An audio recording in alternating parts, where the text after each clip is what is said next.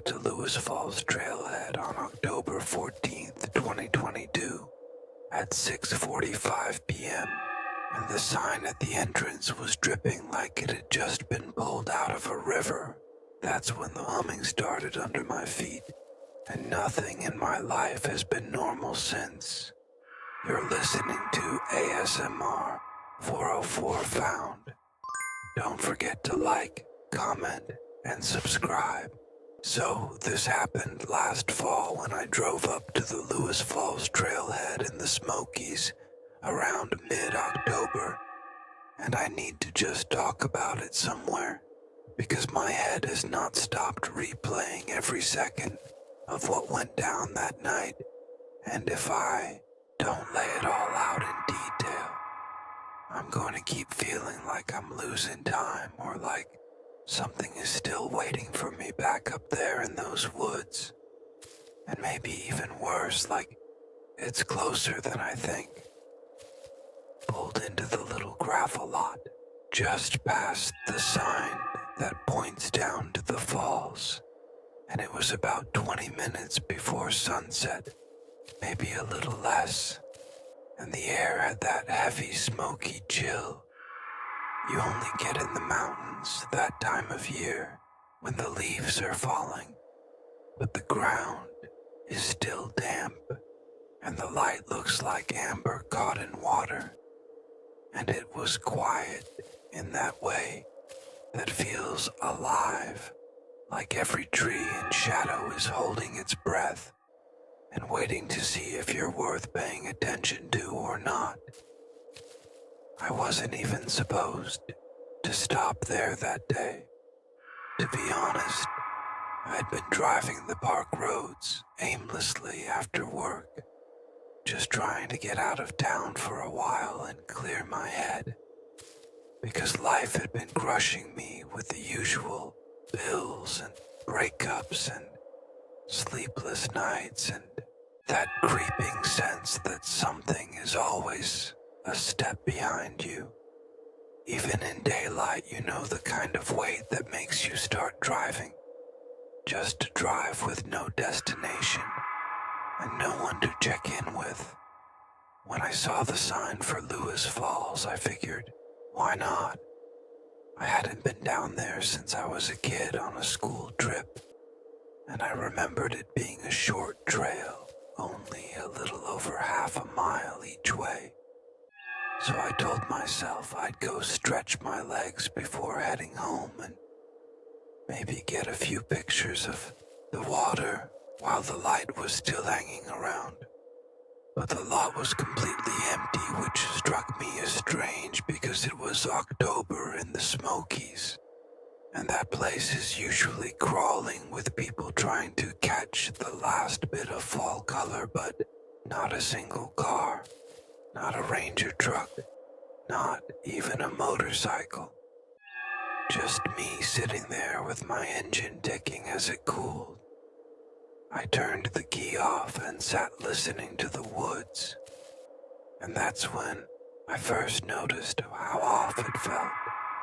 The silence wasn't normal mountain silence. It had a low hum under it, like when you walk into a room with an old fridge running, or when a fluorescent bulb is about to burn out, and it made the hair stand up on the back of my neck, because I couldn't pin down where it was. Coming from it was like the air itself was humming, and it had weight to it, like if you spoke too loud it would break. I told myself it was nothing, just the sound of distant traffic carrying weird in the valleys. Or maybe my own ears ringing from the drive. So I slung my backpack on and started down the trail. The dirt was damp under my boots, and the leaves were slick, and every few steps I could hear water rushing far off, like the falls were calling me forward. But the deeper I went, the more the hum sank into me, until it was in my chest, vibrating like a second heartbeat. out of sync with my own. The trail is easy, mostly downhill switchbacks, and I was making decent time, but the light was dying fast under the canopy, and that amber glow had started to turn gray and then blue, and by the time I reached the little wooden footbridge halfway down, it was already hard to see more than a few feet off the path. The forest felt thicker than I remembered, like the trees had crowded closer, and the shadows stretched further than they should have. I paused on the bridge, leaning over the railing, listening to the creek below, and that's when I swore. I heard someone breathing right behind me, a slow, wet inhale, then a shaky exhale, close enough that the hairs on my arms lifted. I spun around, but of course nothing. No one on the trail behind me, just the dim outline of the path, twisting back uphill into the dark, and that hum louder now, like it was pleased I had noticed it. Tried to laugh it off, told myself I was just on edge from being alone, and maybe I'd scared a deer that bolted before I could see it. But when I looked back at the creek, I noticed the water wasn't moving. Right, it was rushing. Yes, but the ripples and white foam weren't flowing downstream like they should have been. They were twisting in place, circling tighter and tighter around the same rock, like they were trapped in a whirlpool, except there was no whirlpool, just a shallow creek that looked wrong and sounded wrong, like it was mimicking the noise of water, but not really moving at all. I should have turned back then, but I didn't. I pressed on, and the trail narrowed. The trees, pressing in close enough that their branches scraped my back, and the ground was littered with more leaves than should have been possible. Like every tree had dumped itself in one night, and the hum kept shifting pitch, rising whenever I stopped. Like it wanted me to keep going, like it was leading me somewhere. By the time I reached the falls, the sky was nearly black, and only a thin strip of dull light clung to the ridge above. I pulled out my phone to use the flashlight, but the battery was lower than I remembered, less than 15% even, though I hadn't used it much that day. And as soon as I switched on the light, the hum dropped into a low growl, like it didn't want me to see. The falls themselves were wrong, too smaller than I remembered, but louder somehow, the water spilling over the rock in heavy sheets that didn't match their height, and the pool at the bottom was so dark it looked like oil, not water. My beam barely touched it, just sank into the black and vanished, and the air around it was colder, like walking into a freezer. I stood there trying to take a picture, but my phone camera refused to focus. It kept blurring, shifting like it was looking at something else, something bigger than the falls, but not letting me see. And while I was fiddling with it, I heard that breathing again, this time from across the pool, slow and ragged, pulling in air, like whoever it was hadn't breathed in a long time and needed to relearn. How I froze, held the light steady, but the beam hit only rocks and ferns and mist. Nothing human, nothing animal, but the sound kept coming, and it was in rhythm with that hum, like they were linked, like the forest itself was trying to breathe through a mouth it didn't have. Then I saw movement, a shadow pulling itself along the far edge of the pool, tall and thin, but wrong in its proportions. The legs too long, the head too low to the shoulders, and it stopped when my light touched it, freezing mid-step, like a deer in headlights. But the face wasn't a face at all, it was just bark and shadow and the suggestion of features where features should be. That's when my phone died flat out from 15% to black screen. No warning, no low battery buzz, just dead. And the growl of the hum surged so loud, I felt it in my teeth, and the shape by the pool started to move again, only faster now, sliding along the rocks toward me without sound, without weight. And I did the only thing I could think of. I turned and ran back up the trail, in the dark branches clawing at my arms, roots snagging my boots, my breath ragged in my chest. But here's the thing, I don't remember making it back to my car. Not clearly. I remember the trail stretching longer than it should have, each switchback doubling back too many times the bridge, showing up twice, 3 times, maybe more, and the hum following me higher and higher until it was in my skull, rattling like a hive. And I remember tripping once hard enough to split my palm on a rock. And when I pushed myself up, there was something wet and warm on the ground that wasn't blood, and it smelled sweet and rotten all at once.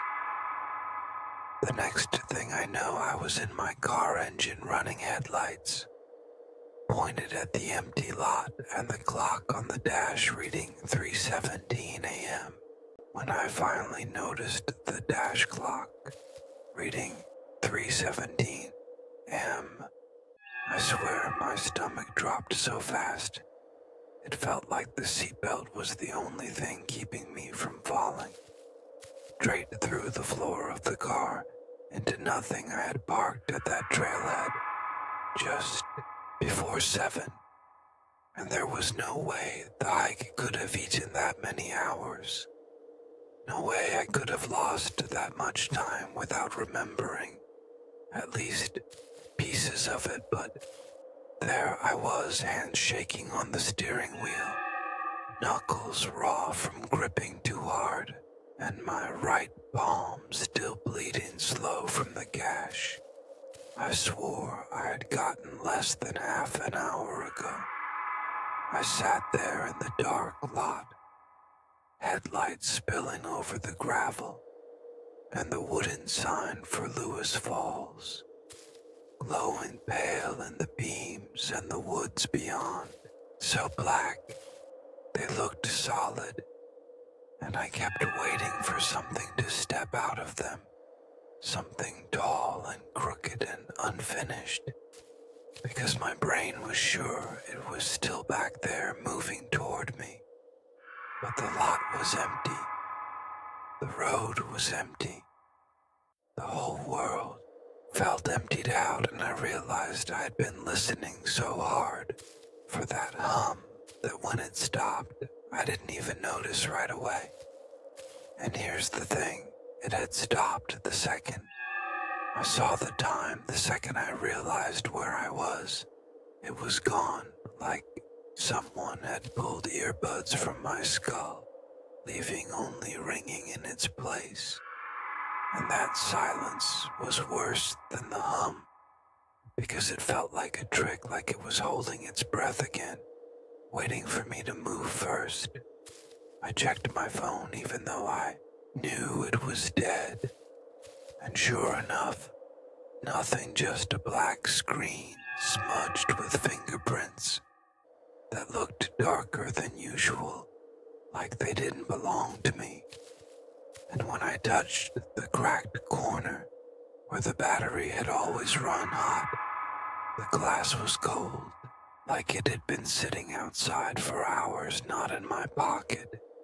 And when I looked closer, I swear there was condensation under the screen, tiny droplets beating behind the glass, like the phone had been underwater. I don't remember starting the drive home exactly, only that 1 second.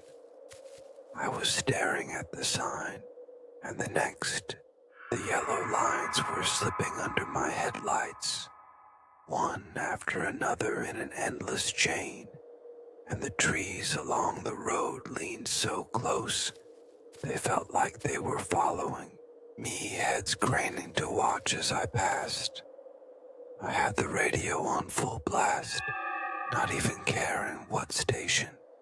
Just noise, just something to drown the silence. But every time I glanced at the digital display, it didn't show numbers. It showed the same word over and over, BREATHE.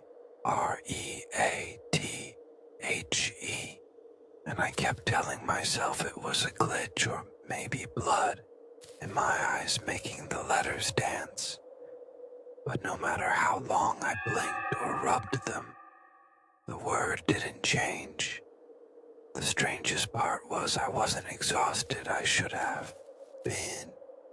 I should have felt like death after hiking in the dark for hours, after sprinting uphill in a panic. But my body felt a wired electric buzzing under my skin, like the hum had burrowed into me and set up camp in my chest.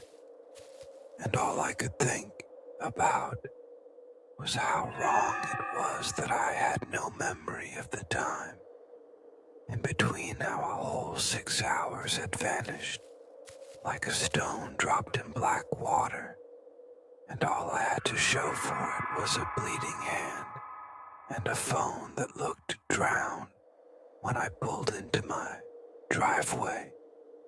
The world still felt empty.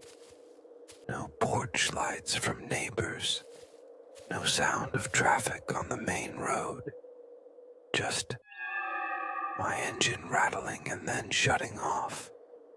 When I twisted the key, I sat there in the driver's seat, staring at the house, waiting for the comfort of something familiar, but it didn't come. The windows of my own place looked blank, like painted glass. And for a second I thought I saw the curtains in my bedroom window draw back just a little, but too smooth, too slow, like a hand without joints had peeled them away to peek out. I forced myself inside, using the little flashlight on my keychain to light the lock, and the instant I crossed the threshold, I swear I heard water dripping somewhere inside.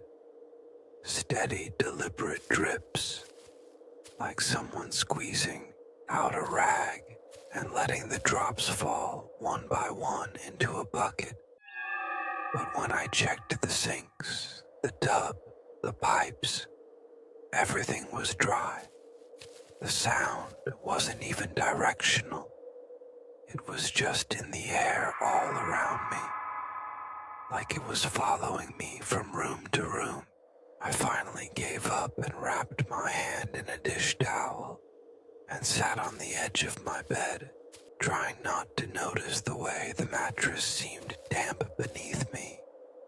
Not wet, not soaked, but damp, like humidity had settled only there in that one square of fabric. That's When I noticed the dirt, I didn't remember tracking any in. I'd wiped my boots on the mat, but there were streaks of dark earth across the bedroom floor, leading from the door to the side of the bed, streaks that ended in a wet smear at the wall, just under the window, like something had crouched there dripping and then vanished.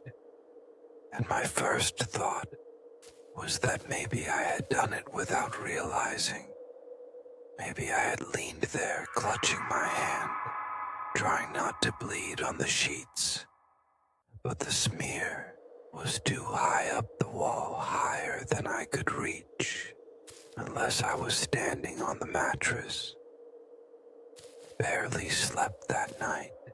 Every time I closed my eyes, I heard that breathing in the room with me, ragged, uneven, like a dying lung, filling with fluid.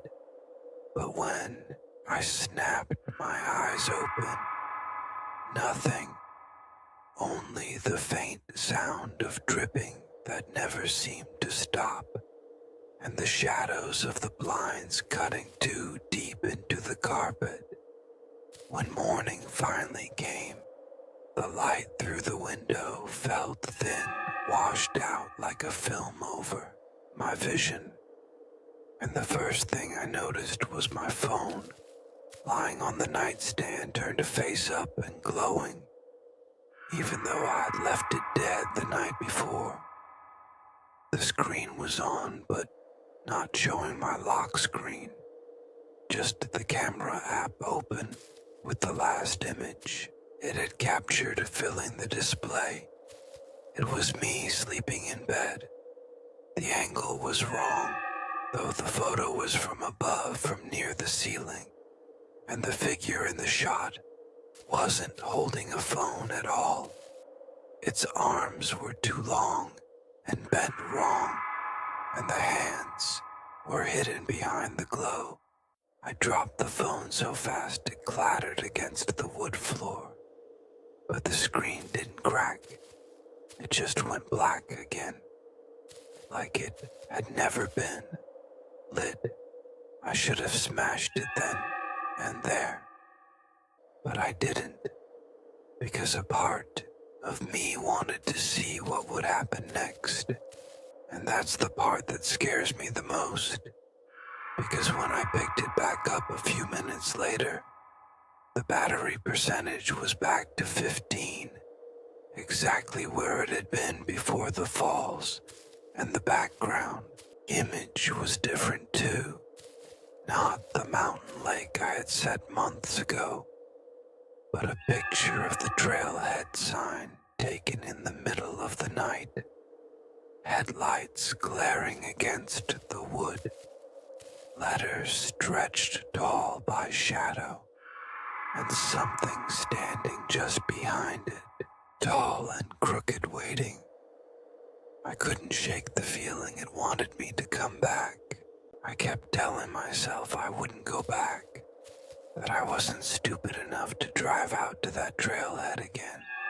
But the picture on my phone sat in my pocket all day, burning against my leg like a coal. And every time I pulled the screen up, it was still there, that washed out snapshot of the Lewis Falls sign, caught in headlight glare, with the woods yawning black behind it, and that shape rising just beyond the timber post, like it had been waiting for me to capture it and keep it safe.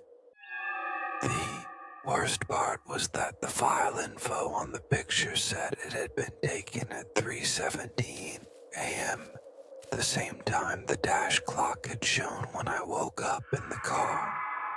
I went to work like normal, or at least tried to, and everything felt off.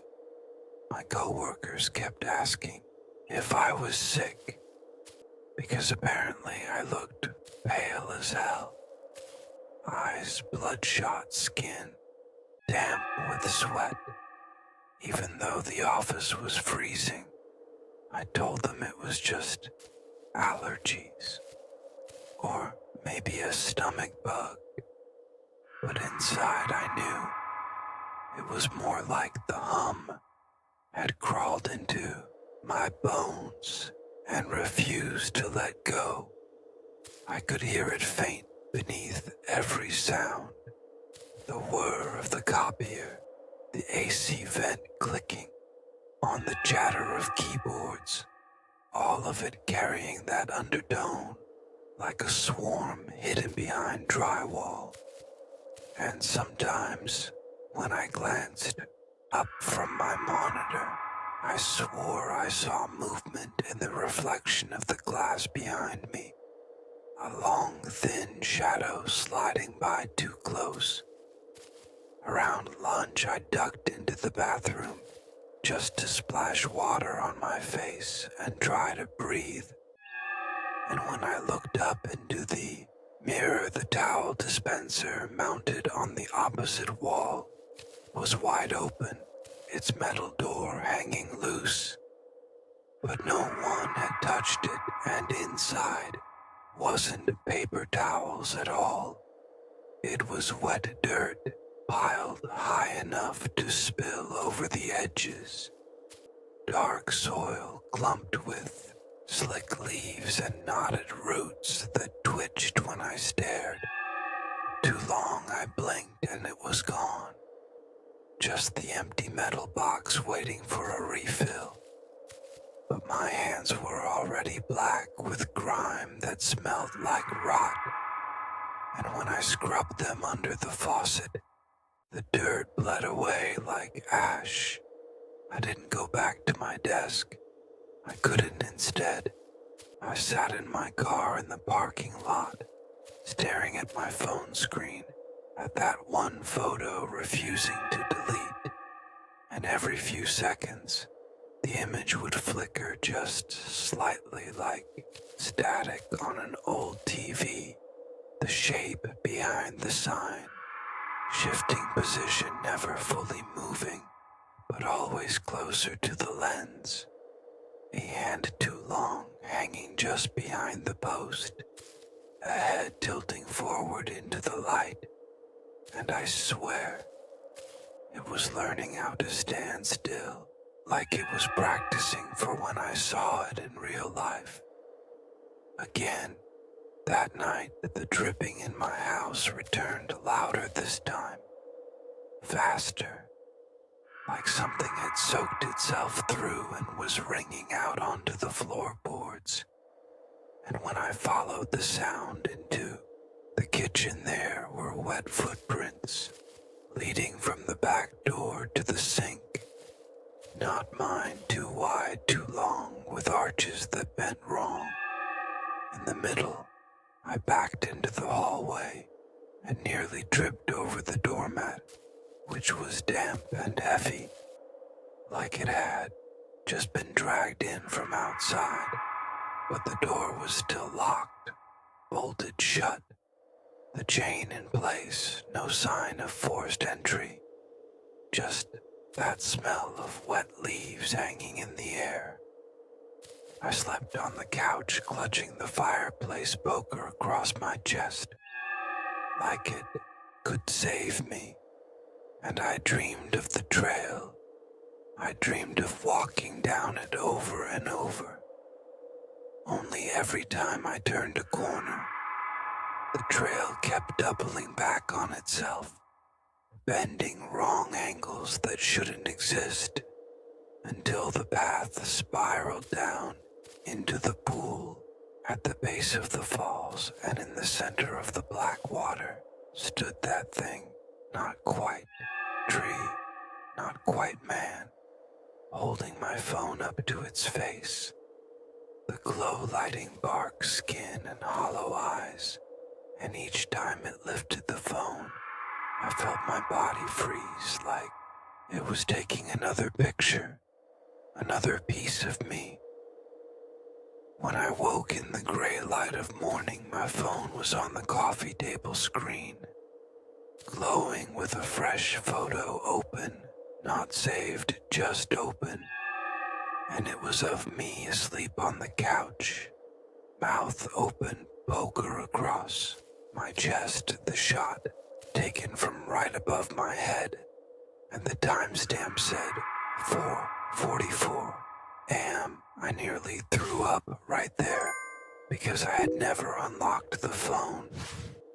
I had left it dead beside me when I closed my eyes, and the battery should have been long gone, but it was steady at 15.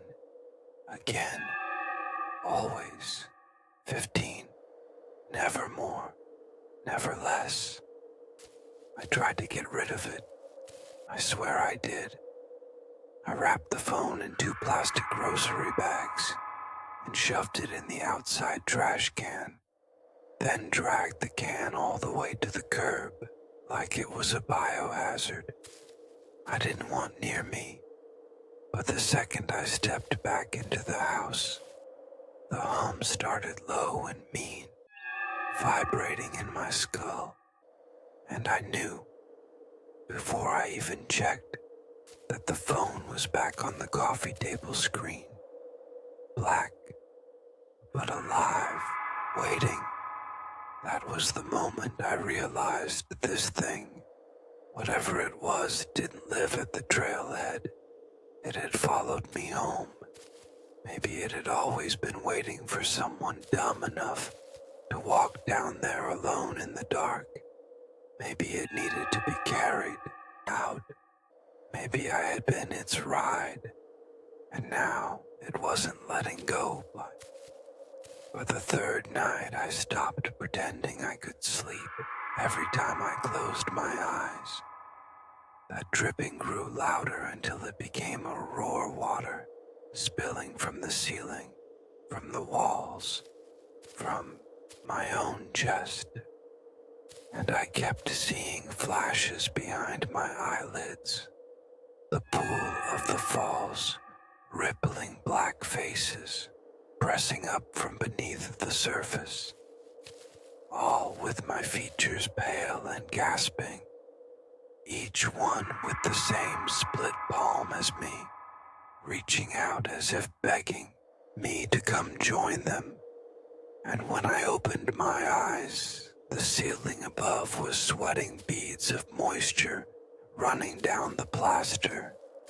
Like veins, I thought maybe I was losing it. Maybe stress and lack of sleep were just bending my brain. But then the photos kept coming. I stopped opening the gallery because it didn't matter if I deleted them. They returned every morning, a new one, waiting. Always. Me, always sleeping, never aware of the camera, sometimes from the ceiling, sometimes from the corner of the room, once from under the bed angled upward at my dangling arm, and every timestamp between 3 and 4 a.m. And the worst one, the one I can't stop seeing, even with my eyes open, was taken in the driveway. Daylight shining bright and sharp, and there I was standing next to my car, hand raised, like I was waving at whoever was holding the phone.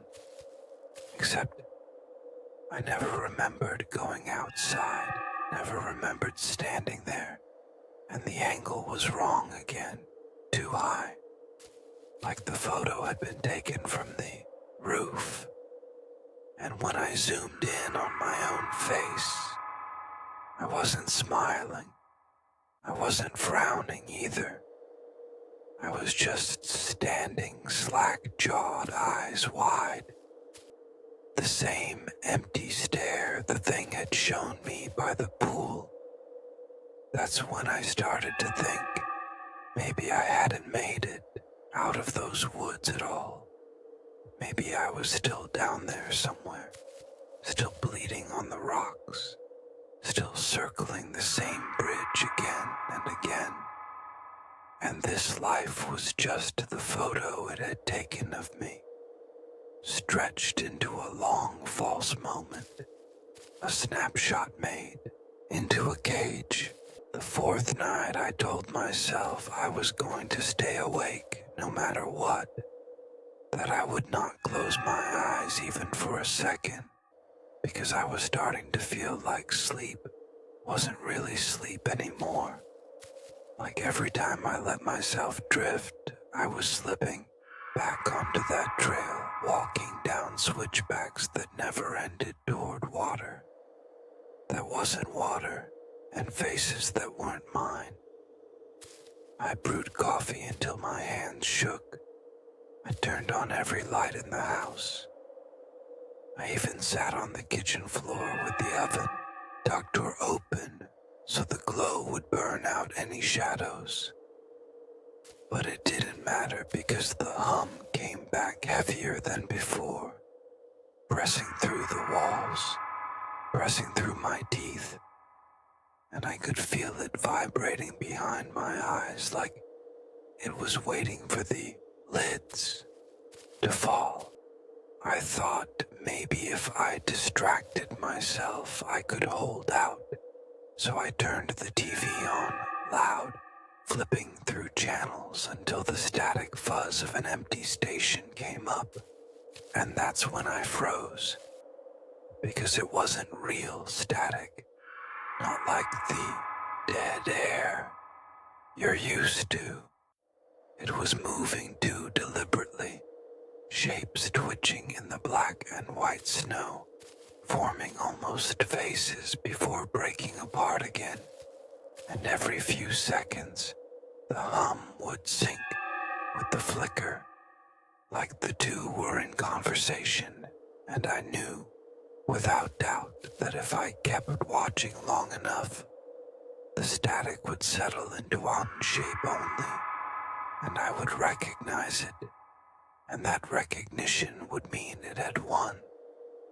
So I shut the TV off hard enough that the screen cracked in one corner, and I sat there in silence. Except it wasn't silence, because the dripping started again, only louder, closer, until I realized it wasn't dripping anymore. It was footsteps heavy wet, slapping against tile, and they were coming from the hall that led to my bedroom. I didn't want to look. I didn't want to confirm what I already knew, but I couldn't help it. My head turned slow, against my own will, and the hall was darker than it should have been, darker than the rest of the house, and I swear I saw the glint of my own phone screen hovering just above the floor, casting a faint glow upward, like something was crawling with it, held out in front, like a lantern, and the shape carrying it was wrong, bending too low, joints bending backward, arms dragging too long across the walls, leaving streaks of wet behind. I stumbled backward into the kitchen chair, clutching the poker again. But the thing never came closer. It just stayed in the dark hall, breathing that ragged inhale and broken exhale while the light of the phone shook like a candle. And after what felt like hours, the glow blinked out, leaving me blind. And when I flicked on the kitchen light, the hall was empty again, though the carpet was soaked through under my feet. Didn't sleep, I couldn't. But somewhere in the early morning haze, I must have lost a few minutes, because when I blinked my eyes open again, the poker was gone from my hands. The lights were off, and the only thing in front of me on the table was my phone screen, bright battery at 15, camera app open, already focused on my face, like it had been waiting for me to wake up. I tried to smash it right there. I grabbed it and hurled it at the wall, but instead of shattering it, hit with a dull thud and slid down onto the linoleum, still glowing. Still alive, the picture on it now. Not of me, but of the trailhead sign.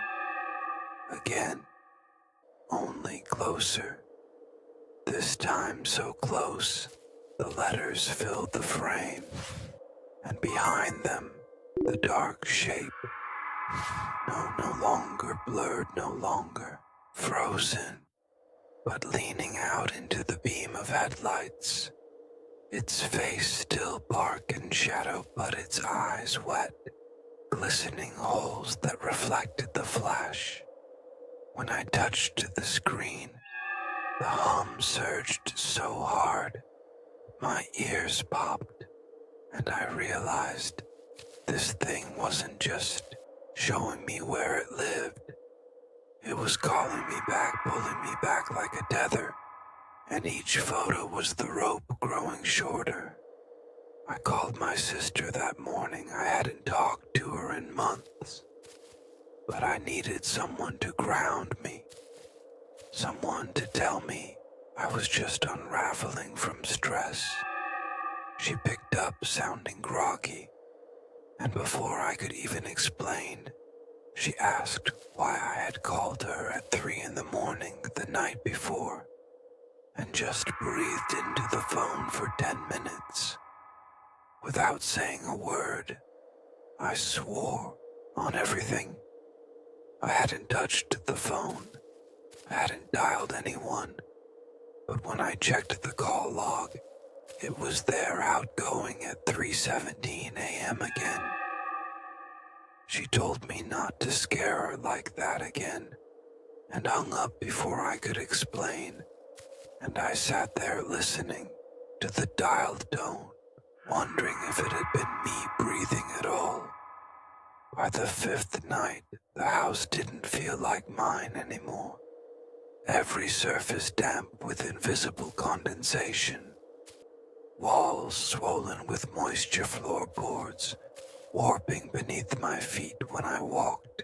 Rooms smelling like rotted leaves and swamp air. And every mirror in the place fogged from the inside glass. Sweating beads that spelled shapes when I wiped them away. Letters jagged and uneven. Always the same word, breathe, written over and over until I stopped touching them because I didn't want to see my reflection open its mouth in sync with the word. That was the night I finally saw it fully inside. Not just shadow or suggestion, but all of it stepping into the living room, like it had been there all along, and just chose that moment to stop hiding. Its head scraped the ceiling, bent sideways, like the neck was broken, arms dangling too low, fingers almost dragging the floor legs jointed wrong. So every step cracked like splitting. Wood in its chest rose and fell in that same ragged rhythm, water spilling from its bark skin, with each inhale dripping into a puddle that spread across the carpet. And when it opened its mouth, the sound wasn't a voice. It was the hum, raw and deafening, filling the room until I felt my teeth buzz loose. It lifted my phone in one hand, too many knuckles, too many bends, and the flash went off. Once, twice, 3 times. Each burst of white light blinding, and each time my body locked in place, like I was being frozen, mid-step, mid-breath, mid-thought, until finally the hum stopped and the room was empty again. But the puddle remained, soaking deep into the fibers.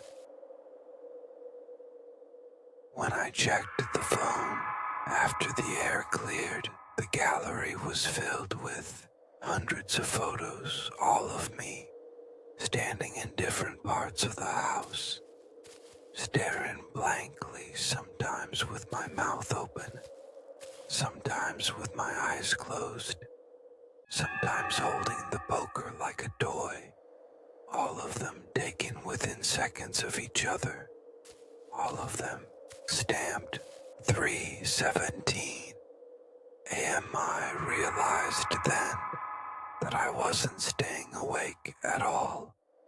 I wasn't fighting it. I was being puppeted through the motions, walking rooms. I didn't remember standing where it wanted me to stand, while it documented every step as if building a record, a trail of its own inside my home. And if that was true, if I was already moving under its control, sometimes then maybe the only thing keeping me separate was awareness the moment I stopped questioning it, the moment I accepted what the photo showed would be the moment it stepped into me fully, and there would be no difference between the faces under the water and mine. I woke up in the kitchen sink, full of cold water, and the taste of iron in my mouth. My lungs burned like I had been running through winter air without a coat. I couldn't find the poker or my keys, or the cheap flashlight I kept in the junk drawer.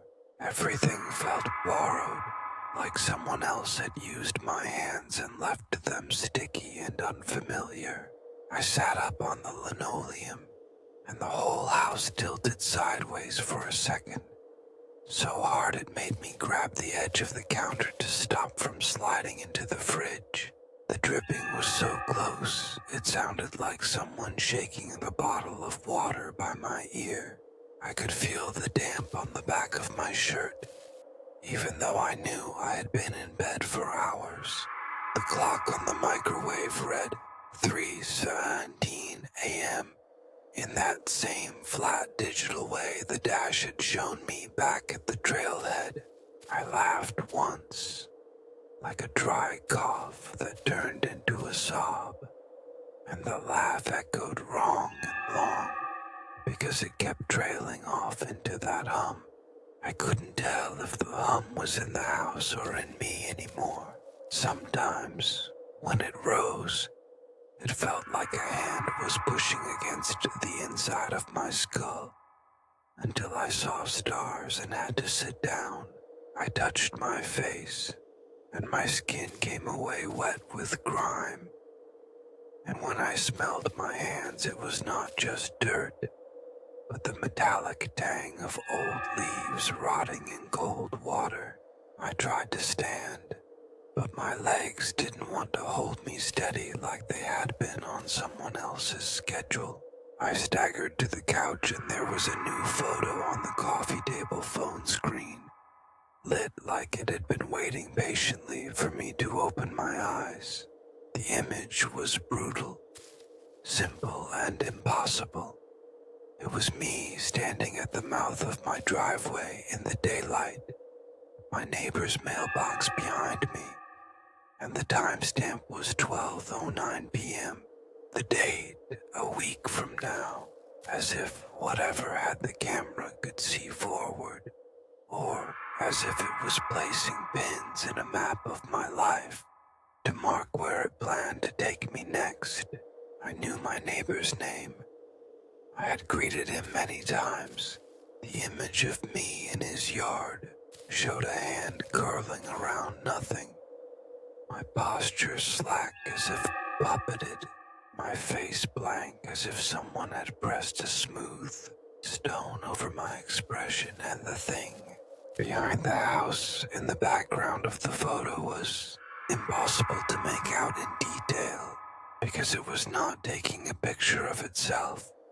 It was folding the darkness around the fence like a lover's arm, wrapping someone to keep them close. I tried to call my sister, but the line rang and rang until it clicked over to voicemail, and the greeting was my voice slightly off, as if played back through a cheap speaker, but saying nothing but breathe, breathe, breathe like a metronome.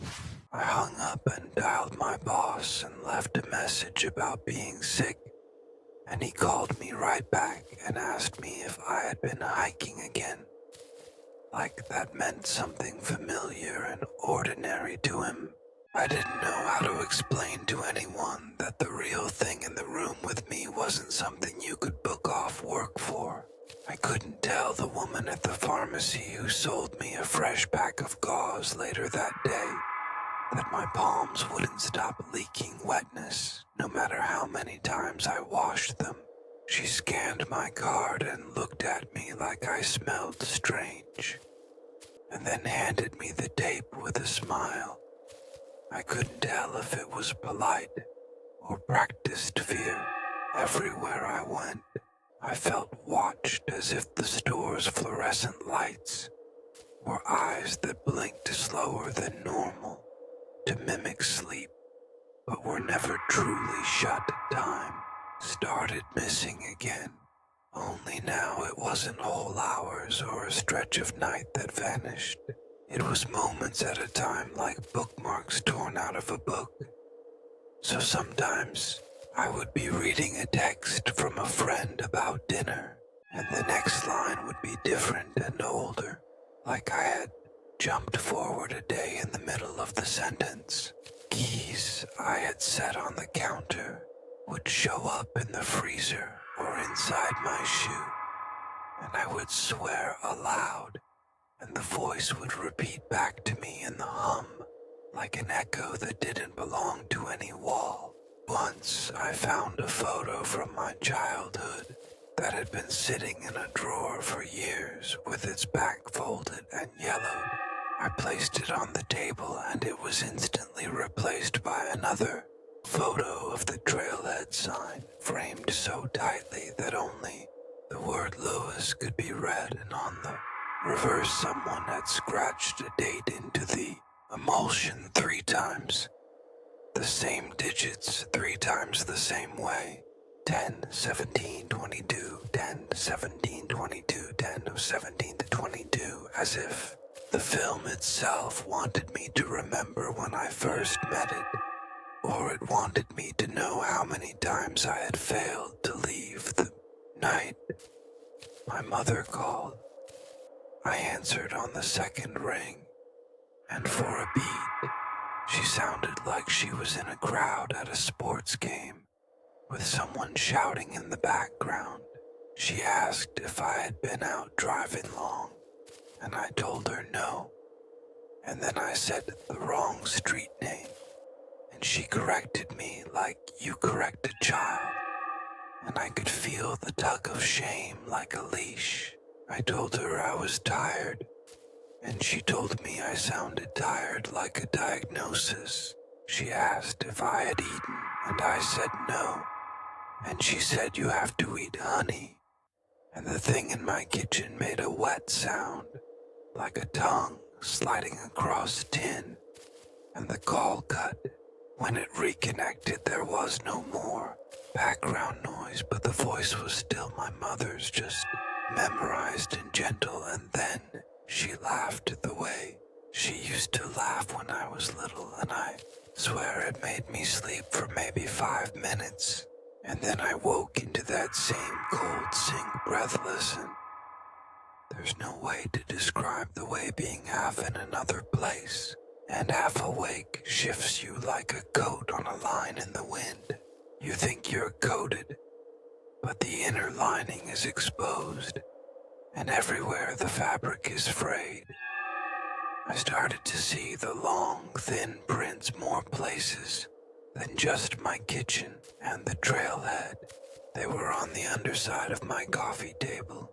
They were pressed into the condensation on my car windshield in the morning when the street was otherwise dry. They were along the inside of the shower curtain, as if someone had been leaning there watching me scrub my back until the skin flaked. Once I found one on the ceiling of my closet, high above the shoe rack, where no hand could reach, a perfect oval wet ring that left a stink of earth when I leaned my face into it to breathe. Because some nights breathing is how, you're still you, but now every breath felt borrowed and like it might belong to someone else tomorrow. My reflection in the microwave warped a little whenever I opened it to reheat soup. There was an after image of the trailhead sign over my own shoulders, like a shadow projected from the back of my skull. Friends texted me to ask if I wanted to go out, but I started to decline because leaving the house felt like wearing armor, and the armor was suddenly too heavy to manage. And then on Sunday morning I found a new photo on my phone of me asleep on the couch, and in the corner of the frame there was a small handprint pressed to the wood of the coffee table, and beside it, written in a delicate wet script on the varnish, was one word: breathe. An accusation spelled in the same slow, careful way. The thing in the static spelled it on windows and mirrors. I didn't realize how much I had already given away until the first time I realized I had been walking without being awake. I was standing at the foot of my front steps in the rain, in my socks with the pavement cool between my toes, and I had carpet fibers clinging to my ankles like I had been dragged. My hands were full of wet leaves, and the smell that rose off them was that old damp of the pool at Lewis Falls. I looked down, and there were small flecks of skin on the leaves, pale and papery, like old onion peel. I remember kneeling because I remember praying, or maybe pretending to, but really I was trying to look for my keys that weren't there. And I remember hearing my neighbor say, "You all right over the fence?" And I looked up, and my face was exactly the same as in that driveway photo, slack and blank. And there was nothing in my eyes the way there is nothing in a photograph of someone else. After he walked his dog by, I couldn't get my own reflection to show me my face. For a full minute, every mirror showing only a blur, like a camera with the lens smudged. I crawled back in through the dog door because the front door had been locked from the inside, and when I pulled my wet socks off in the kitchen, the phone on the counter vibrated and the screen lit to life with a new photo taken from directly above of me, kneeling on the mat, and the timestamp was immediate, 3017 a.m., like it had been forever and tomorrow. And I burst into a sound that wasn't just a scream. It was a tearing noise, like fabric yielding to pressure, and my vocal cords felt weak afterward, like I'd given away a piece of myself to make that noise. Then there were the dreams becoming less like dreams and more like rehearsals. Every night I would be back on the trail, but the trail had become a theater with the audience made of trees and the stage built of wet stones, and there would be cues, like light on cue, a wind in the exact moment to shift a leaf for a dramatic rustle, and I would take my mark, and the thing would press me into positions with soft, unseen hands guiding my shoulders. And every time I obeyed, it would take a picture, and it would keep that picture like a page in a scrapbook. The scrapbook filled up with versions of me performing acceptance and compliance, and each one made the rope shorter around my wrists. Sometimes in the dream I would break character and laugh or try to run, and then the lights would go out, and in the dark it would whisper in a voice with no mouth, remember, and I would find myself on the bridge again, blinking against the black and the pool below, full of faces like mine and not mine, mouths opening and closing in silence like a chorus of drowned things.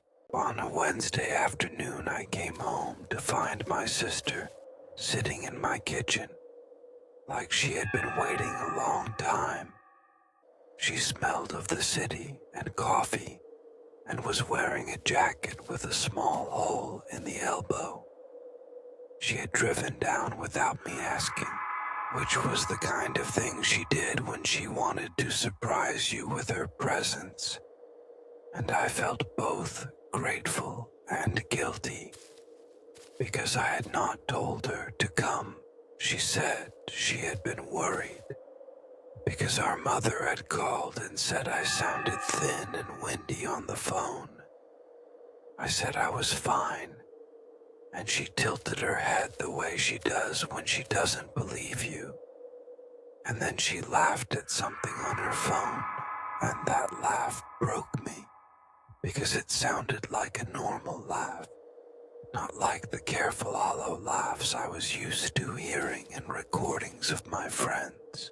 She reached across the table and squeezed my hand, and for one blessed second my fingers felt like they were mine and not puppeted, and I thought maybe having her there would help.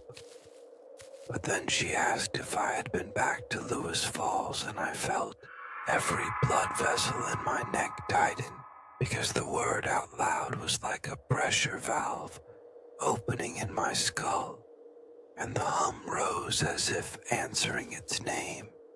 And when I told her no, she put her hand to her mouth and said, "Honey, you look like you've been there." And she thumbed the skin on my wrist the way a doctor checks a pulse.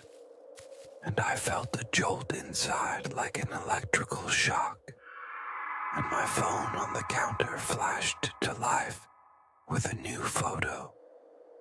We didn't have to look at it to know what it would be, but we did look anyway. The image was of us at the trailhead, together from behind, our shoulders almost touching, our heads tilted toward each other like conspirators. The timestamp said tomorrow, and my sister's face went bone white, as if she had swallowed a lemon whole. She stood up so fast a chair scraped across the tile, and she said, "We are leaving." And she started packing without hesitation, like someone who had rehearsed an exit strategy. She told me to grab anything I wanted, and I moved like molasses because my limbs were not cooperating. And as she packed, she told me stories about her apartment complex and a stray cat she was feeding and everything normal.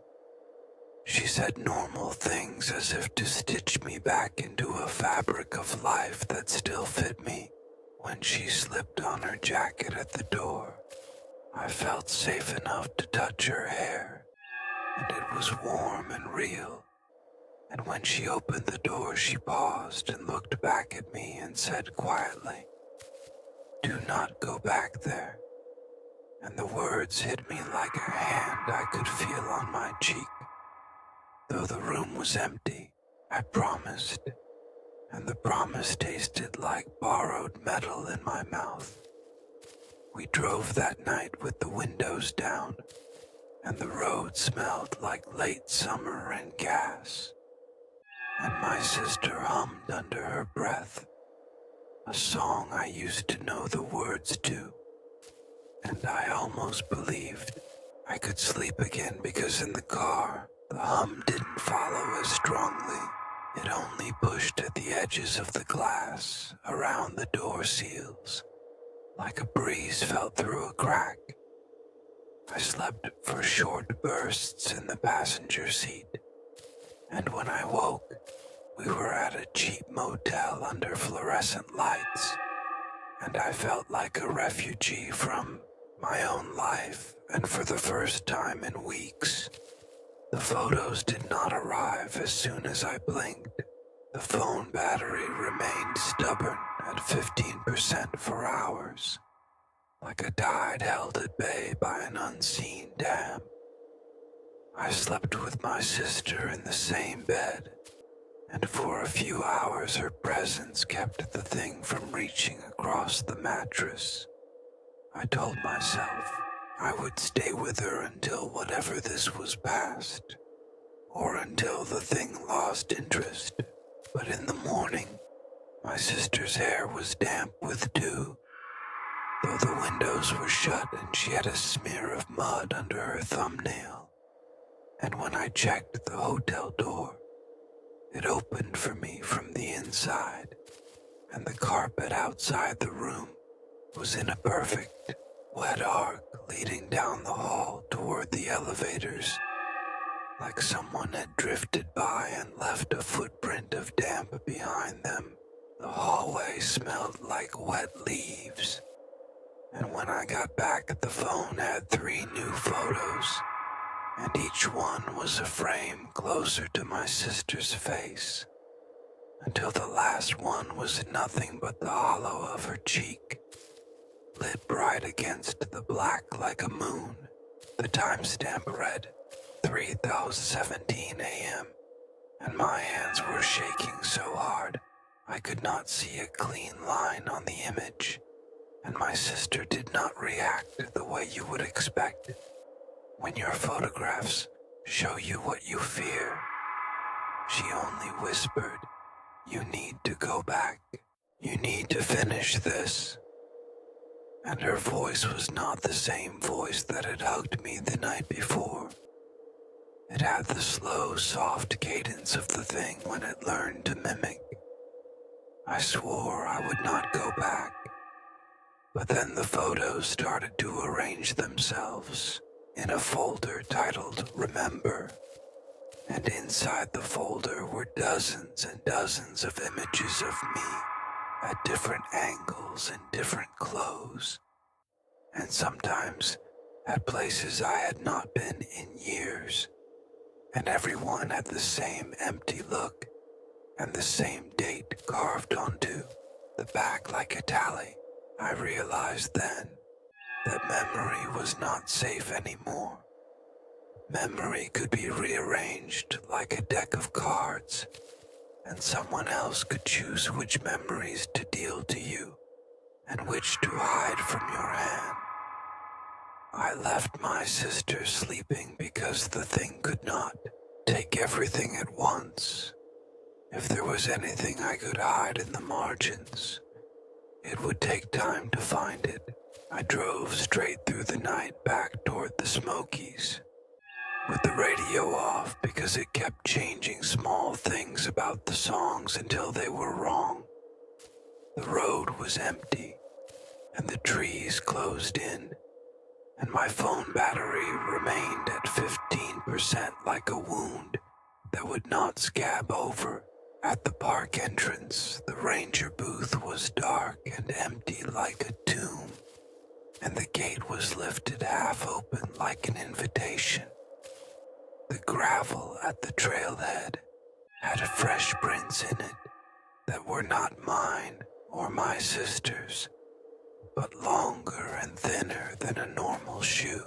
They led to the path and did not seem to come from the road, and when I knelt to look closer, the prints were full of tiny stones and dirt, and the lines of each toe were too precise, almost carved in with a tool. The hum rose like wind through a pipe, and I felt it in my teeth. And then I saw something else carved into the soft earth.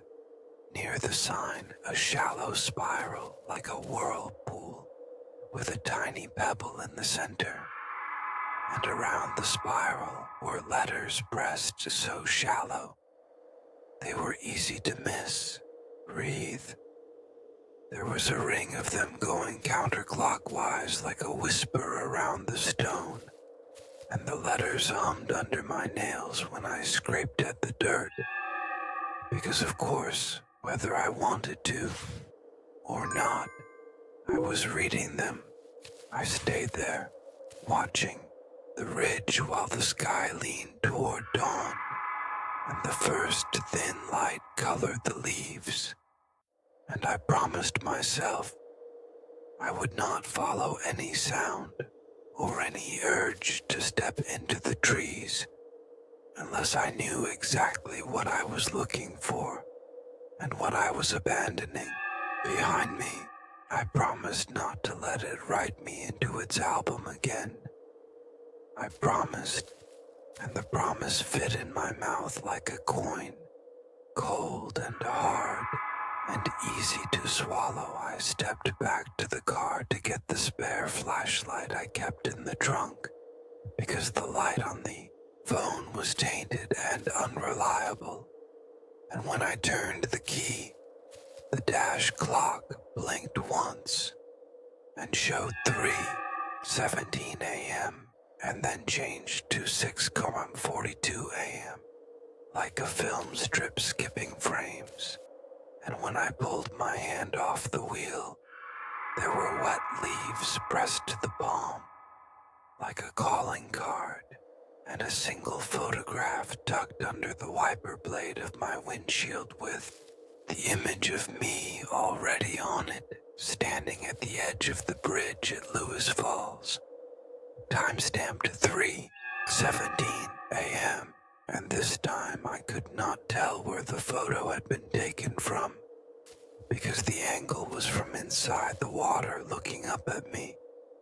My chest squeezed so hard I could not think around it, and I realized with a cold clarity that the thing did not need to drag me into the woods to own me.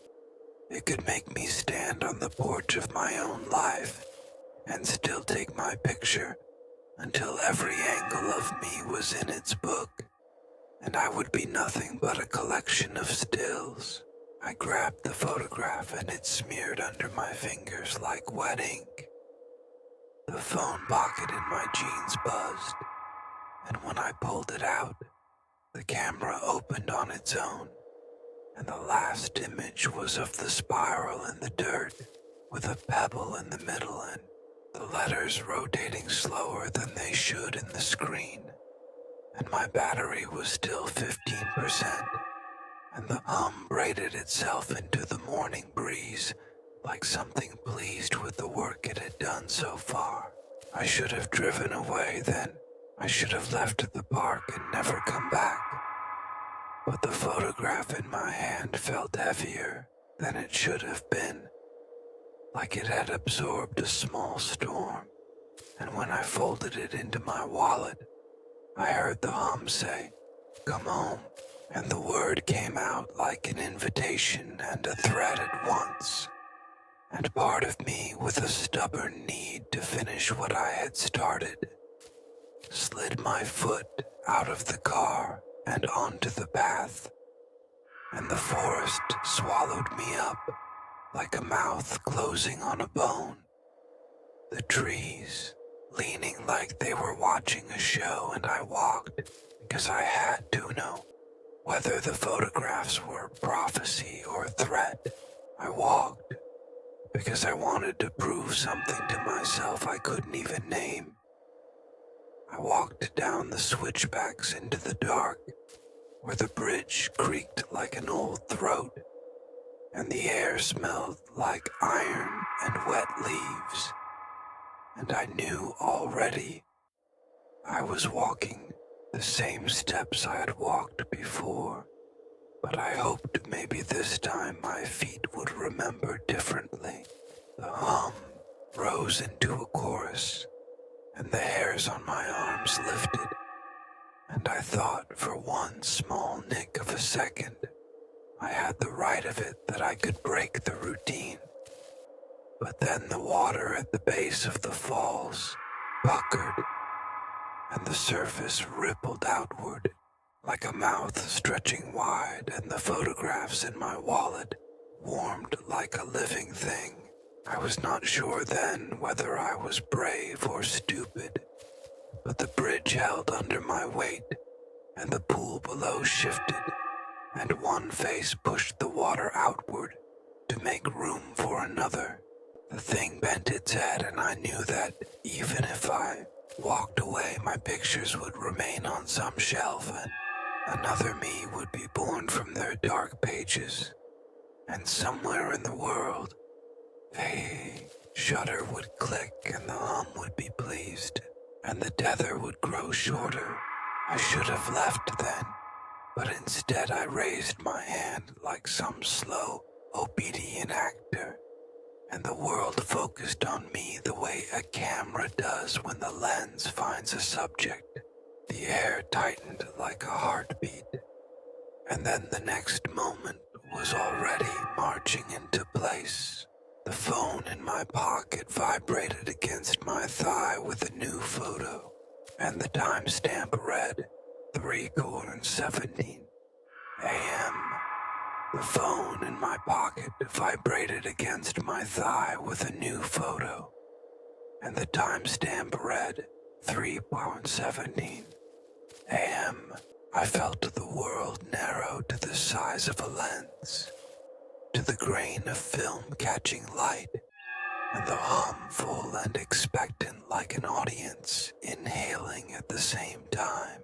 My hand moved before I chose to move it, and I felt that small private shame of being surprised by my own behavior, because someone or something else was pulling strings and I could see the motion of my fingers, as if I were watching a slow replay on a cracked screen. I lifted the phone out because that was what I did. That was what I had been trained to do since the first time I held a camera. And when I opened the image, my stomach flattened and buckled at the same time, because the photo was of me on the bridge, hands raised like I was saluting nothing. And in the background, only inches behind my shoulder, the thing was there, whole and real and not pretending to be a shadow anymore. The bark on its face wet and glossy, its mouth open in the half-smile I had never wanted it to practice. The water below it reflecting the flash like broken glass, and down on the bottom corner of the image where the metadata usually sits, there was a new line of script, not from my phone, but from something older.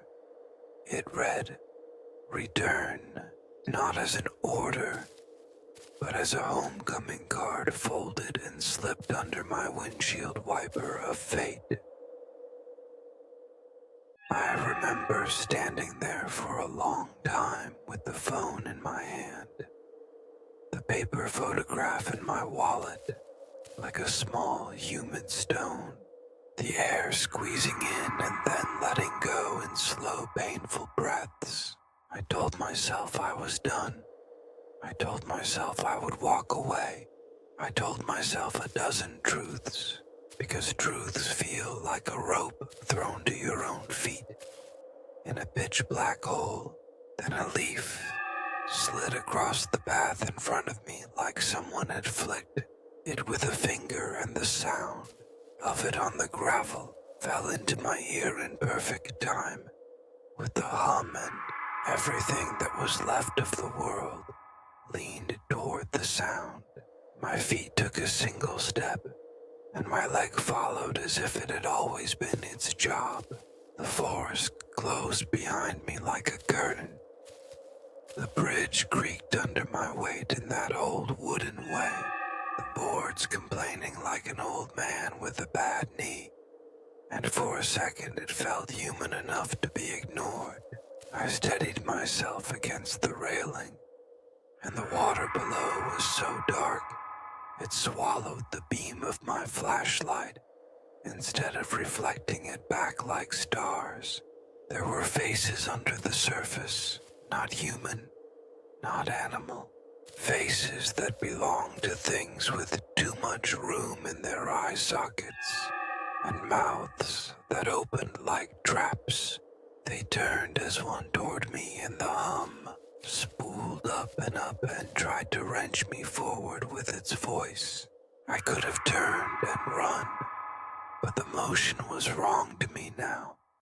Slow and staged, and my body obeyed the wrongness. Like a script memorized without understanding. My hands found the rail and gripped it like a man taking the photograph of the last moment he had the right to call his own. The thing behind my shoulder let out a sound that was not quite a laugh and not quite wind, and in that sound I felt my hand drop the phone, and then across the grass it hit the rocks with a muted thud and skidded under the bridge with a little staccato, bounced like a thought, dropped and lost. There was a pressure then in my chest, like something trying to push out through the skin in the back of my throat. Tasted like pennies in riverbank mud. The thing leaned into me from behind, not touching, but close enough for me to feel the cold of bark, as if a tree could blow cold. And it spoke not in words at first, but in a sequence of small noises, one by one, little beads that strung around my head and formed a sentence I understood in the way you understand the shape of a familiar street when your eyes are closed. It said, "Remember," and the memory came, not in a flood, but like a stream, finding a cracked cup and pouring itself in little measured sips. I saw myself as a child in wading boots at the edge of a creek somewhere else in the Smokies, with my father holding my hand and pointing out a salamander and how its skin shone like oil. I felt the taste of the river on my tongue and the comfortable weight of my father's palm. And when the current of memory ended, I realized my fingers smelled like fish in river mud, and my palm had a faint scrape, not from last night, but from when I had been 8 and fell on a stone because the film of my life was being pulled out and edited and stitched, and this thing was turning my past into pages to catalog me with. I turned my head slowly like a camera on a tripod, and the thing was closer still, its shoulders lined with wet leaves and small twigs stuck to its back like metals, its eyes 2 dark pits like removed nails, and for the first time I could see the movement of its mouth, the way bark cracked when it spoke. When it spoke words in English, it used my voice to do it. It said, "Come," and I heard my own voice out of its mouth like a tape reversed, and my chest split, because the thing sounded exactly like me from the inside and was dragging me forward, using my language against me.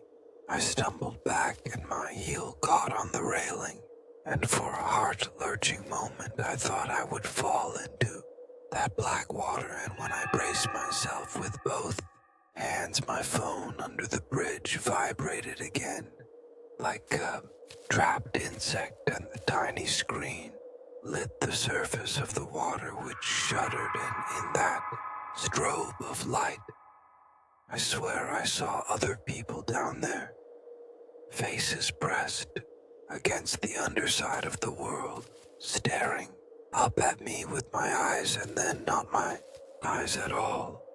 When you are very close to something, fear becomes a taste and a texture, and not an abstract sensation.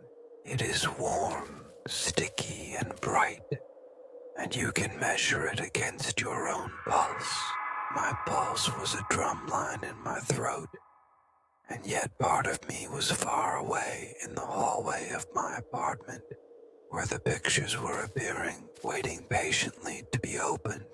I felt that part of me as if someone had taken a flashlight and taught it to walk, It moved down the corridor and clicked on each image like a collector checking his inventory.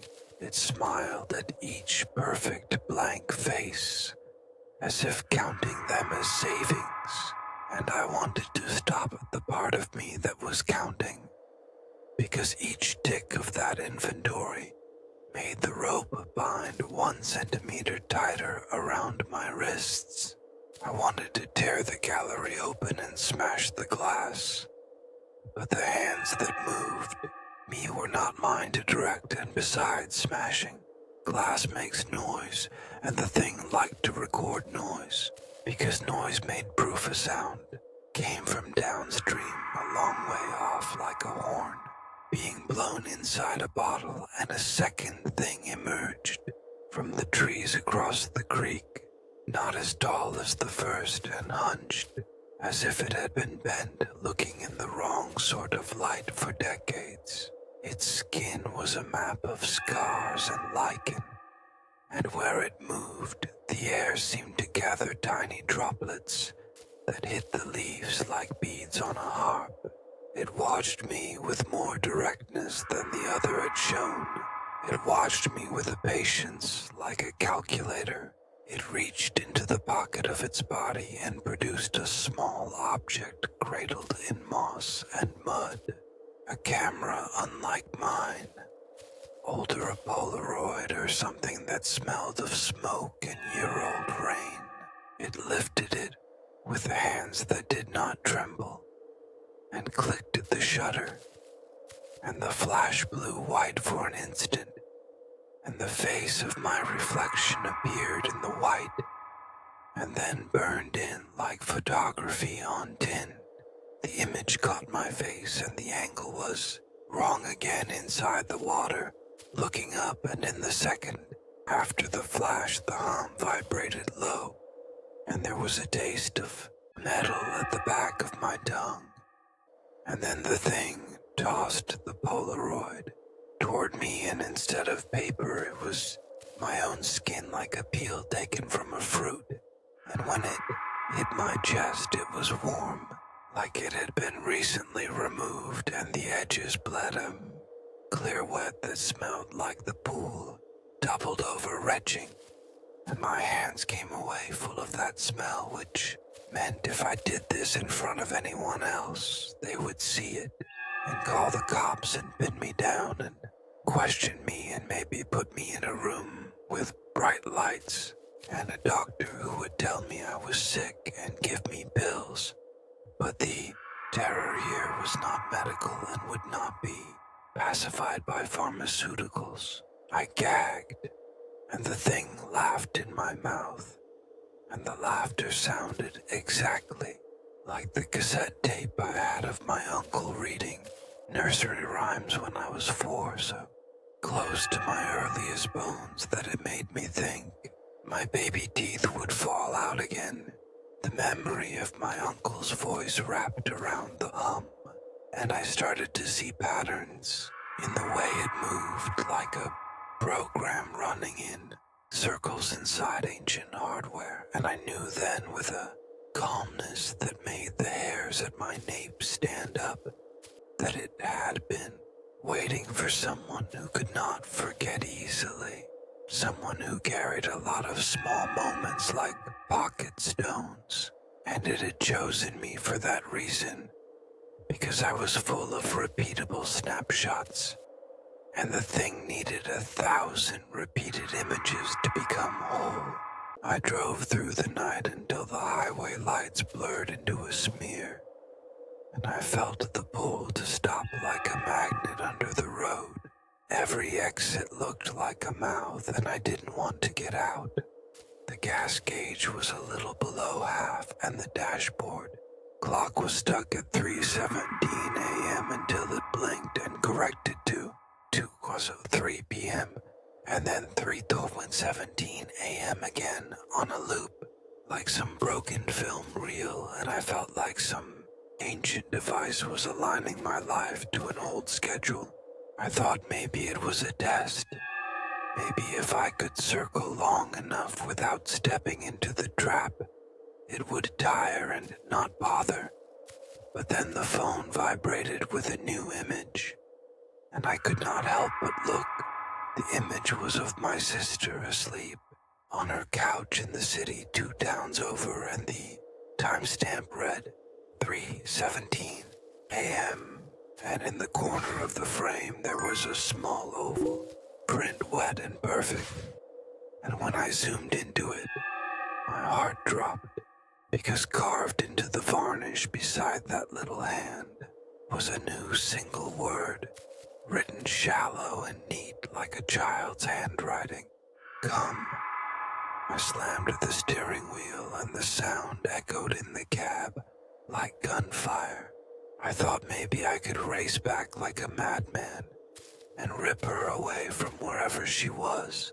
But a quiet part of my brain, the part that used to balance my checkbook and schedule dentist appointments, told me running would just make the rope pull tighter, because the thing liked motion and movement and pictures, and the world was full of mirrors, and mirrors make it easier to take portraits.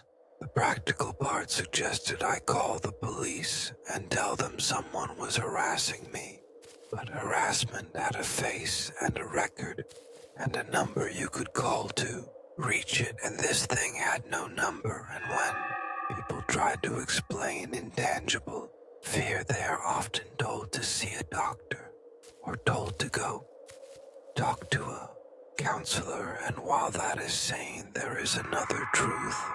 There are kinds of danger no one file a report for. It eats small things and piles them into itself, until one day it is heavier than you, and you are merely the receipt for what it has consumed. I pulled into a 24-hour diner because my hands would not stop shaking. The place smelled like coffee and oil, and the waitress looked at me with practiced caution, like she had seen someone like me before, sweating and washed out with old stories painted on their faces. She slid a coffee in front of me and I drank it, even though it tasted like riverbed, which was a bad sign because coffee should taste like coffee. And if it tasted like riverbed, it meant the thing was nearby somehow, even where it should not belong. The jukebox in the corner blinked faintly like a heartbeat, and a country song played that none of the patrons recognized. But the chorus had a line that made me swear out loud. It said, "Do you remember the water?" And the whole diner swallowed the phrase like it had been shared as a secret. The waitress smiled apologetically and said, "Radio acting up," and I wanted to tell her that it was not the radio that was acting up, but whatever was behind the radio trying on voices. But I couldn't, because her smile was a memory of being safe, and safe people don't want to scare other safe people, and besides, the menu was laminated and heavy, and in the corner of the menu someone had scrawled lightly with a pen 3 numbers and a date, and next to it the same spiral, and under it the word breathe. I left a tip that was too large and drove with the coins still in my pocket, chinking like teeth against my thigh. I drove because movement felt like a counterspell, like if I could keep going the thing might lose track. But the thing is not a predator. You outrun it as a collector. It shelves people like jars and replaces them with pictures, so that leaving does not save you. It only rearranges where you are to be cataloged. When I finally reached the edge of town, my sister's apartment building was like a block of sunlight, and the city hummed a different kind of hum, closer to the hum of a refrigerator, less ancient but persistent. My hand shook on the elevator button and I could hear the building's heating system click, and the sound harmonized with the hum to make one long note. And in that joined sound, the scent of the trailhead leaked through like a memory of perfume. And I thought of the pool, and how nothing in the world could be certain, except that when you look into a dark lake, you may find more than you bargained for. And then the phone vibrated in my pocket, and the latest picture had arrived, and it was of the elevator door closing from the inside, with a small, wet print on the metal and stamped in the lower right corner. The numbers 3:17 a.m. again, and I felt an emptiness, like a room emptied of furniture, in my chest, and I braced myself for the thing to make its next move. The elevator lurched once like something heavy had leaned against the cables, and for a moment the light above me flickered low, and that hum returned like a tuning fork pressed straight into my teeth. I stood there holding the rail with my knuckles white, and the mirrored steel walls bent my reflection like it was underwater. The face I saw wasn't entirely mine. The edges were soft, as if someone had drawn over me with chalk and smudged it with their palm. I blinked hard to clear the blur, but the reflection blinked too slow, half a beat behind me, and when the doors finally opened on my sister's floor, my knees almost buckled with relief, because standing in a hallway that smelled like paint and detergent seemed almost safe. Almost. The carpet had a wet line running down its center, like someone had dragged a hose through a dawn. My shoes made no sound, even though I knew the fibers were catching. It felt like the sound had been cut out on purpose. I passed apartment numbers in gold plates: 3C, 3D, 3E. But when I reached her door, 3F, the plate was missing. The screws still there, shining like eyes, but no numbers. I knocked, and the knock echoed down the hall, louder than it should have been, like the sound bounced off something deeper than plaster. And when the lock turned, I heard two distinct clicks, one after the other, as though someone inside had a hand on each bolt, but not in sync. When the door opened, my sister stood there, and her face was pale, like she hadn't been sleeping, but she smiled. That thin, tight smile people make when they're pretending company is welcome, even though they're scared of the company they're keeping. She pulled me inside, and the apartment was dim with only one lamp on in the corner, the shades drawn, though it was still afternoon outside. The air smelled of wet stone, not city, not dust or old coffee, but like the river stones back at Lewis Falls. That iron and algae smell you don't forget once it's inside your nostrils. I tried not to react, but I must have grimaced, because she looked away, like she didn't want to see me see it. She said she hadn't been sleeping right. She said the pipes in the walls made strange noises. She said her phone kept buzzing at 3:17 a.m., but there were no notifications when she checked. I asked if she had gotten the pictures too, and her lips trembled as if she had been waiting for me to ask that very question. She nodded and went to the coffee table where her phone lay screen up, the battery stuck at 15%. She opened her gallery and showed me what she had been seeing. The first image was of her sleeping in her bed, face half buried in the pillow, time-stamped at 3:17 a.m.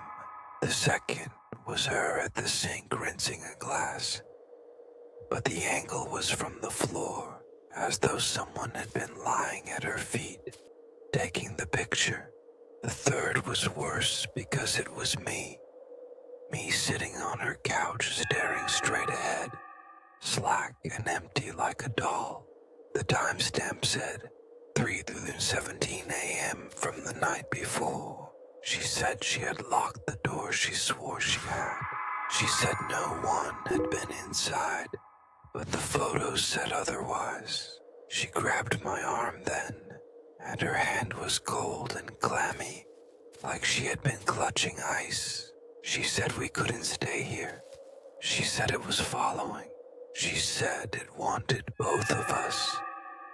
The hum started then faint under the floorboards, as if the building itself was being tuned like a cello.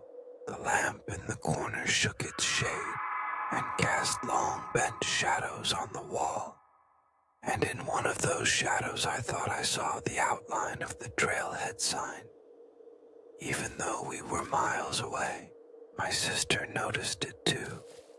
Her eyes widened and she whispered, "No, no, no." Under her breath, the shadow flexed like it had weight and lengthened across the carpet toward us. We scrambled back against the couch. Her phone buzzed again. New photo. She opened it with shaking fingers. It was of us in that very moment, sitting against the couch wide-eyed and pale. The shadow of the sign stretched across the floor in perfect clarity. The timestamp read 3:17 a.m., though the clock on her microwave said 4:06 p.m. The door to her bedroom creaked, then slow, deliberate, like someone was inside, pushing it open with care. My sister clutched my hand so tight, her nails bit into my skin. We both stared at that door, while the hum grew louder until it filled the whole apartment. I felt my teeth rattle. The bedroom was dark, but a shape moved in it, tall and narrow, the kind of shape you only see out of the corner of your eye. It leaned against the door frame like it had been waiting. Then it slid back into the room, silent, the door closing without sound, but the hum never stopping. I stood then, even though my legs shook and I said we needed to go. Now, before it decided to step out completely, my sister nodded, tears running down her face. We grabbed our jackets, my keys, her bag. We didn't look back at the bedroom. When we stepped into the hallway, the carpet was soaked through, water squishing under our shoes. No wet footprints leading to or from any other door, just water pooled in the exact center, like the building was bleeding from the middle. The exit sign at the end glowed red, but it pulsed faintly like a heartbeat. The hum followed us out of the apartment, down the corridor into the elevator, which shuddered and groaned as if something heavy rode the cables above us. The numbers blinked wrong, out of order. 3.5.9, 2.4.7, and then finally ground level. The doors opened and the lobby was empty. No doorman, no tenants, just the echo of dripping water from somewhere unseen. We ran across the tiles, leaving our own wet prints, though we hadn't stepped in water for minutes. Outside, the city air hit me, but even then it smelled faintly of leaves and rain, like the forest had followed. Got into my car, and when I turned the key, the dashboard clock blinked to life and froze at 3:17 a.m. I wanted to smash it, but my sister told me not to. She said smashing things only made more photos. I didn't ask how she knew that, but the way she said it told me she had already tried. I drove fast, not knowing where to go, just wanting distance between us and her apartment. But the radio hissed on its own, static at first, and then my mother's voice clear as day, saying my name, saying my sister's name, saying, "Come home, come home, come home," over and over until my sister ripped the dial out of the dash and threw it out the window. But the voice kept going muffled through the vents, the hum underneath it all. We pulled into a rest stop off the interstate because neither of us could breathe right. We sat in the car lot watching semis roll by, and the sun set slow behind the trees. My sister leaned her head against the window and whispered that she kept dreaming of the pool, that she saw our faces in the water, but they weren't us. They were empty. She said, sometimes she woke up choking on leaves. Sometimes she found her hair damp with creek water. She said she thought maybe the thing had already taken parts of us. She asked if I felt lighter, missing, hollow. And I couldn't lie. I told her yes I did. Like chunks of memory had been scooped out and replaced with wet photographs. She started to cry, then soft and desperate, and I held her hand, though my own was shaking, because I was terrified if I let go, she would vanish. The night deepened, and the lot emptied until only one other car remained, an old sedan parked crooked, its windows fogged. I thought nothing of it until I saw the passenger door open on its own, slow, like someone slipping out, but no one appeared. No feet touched the ground, just a sound of dripping as if water had fallen on concrete. My sister and I stared frozen. Then she gasped and pointed at our windshield. A photograph had been tucked under the wiper while we sat there watching. Neither of us had seen anyone approach. I stepped out, hands trembling, and pulled it free. The image made my stomach twist. It was of my sister and me in the car right then. Our heads close, my hand holding hers. The timestamp, of course, 3:17 a.m., but worse. Behind us, through the rear window in the photo, stood the tall shape, its face pressed to the glass, smiling that bark cracked smile. I threw the photo on the ground and stomped it, but it didn't dare. It didn't even crease. It was like stepping on a stone, the image staring back unbroken. My sister whispered that maybe it wasn't paper at all. Maybe it was already part of us. I didn't answer because I knew she might be right. We got back into the car and drove without looking back. The sedan still sitting there with its open door, the fogged windows breathing slow. The road ahead black and endless, the hum gurgling around the tires, waiting, patient, steady as a metronome, counting us down to the next shutter click. We drove until the highway was empty of semis and headlights, the kind of stretch where the trees lean in tight on both sides, and the lines on the asphalt blur in the dark. I kept glancing at the rearview mirror, even though I didn't want to, because I knew what I would see.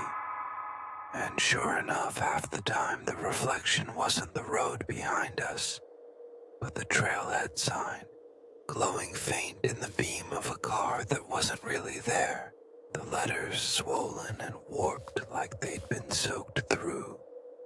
The shadow figure bent beside it, and every time I blinked, it was gone, replaced by just empty pavement. But the feeling of something tailing us didn't stop. like another car was right behind us, running with the lights off, waiting for us to slow. My sister tried to sleep, but she couldn't. She kept jerking awake and asking if she had been talking. I told her no, even though the truth was I could hear her whispering under her breath every time her eyes slid shut. Not words, not language, just that broken inhale and cracked exhale sound. Like the things breathing through her throat. I didn't tell her, because she was already frayed raw. Her face pale and streaked, her nails bitten down until they bled. She pressed her phone to her chest, as if hugging it would make the gallery stop filling. I almost envied her, because when I checked mine, the gallery was empty now, wiped clean. But the absence felt worse than the presence, like it had eaten all the images and digested them into something else.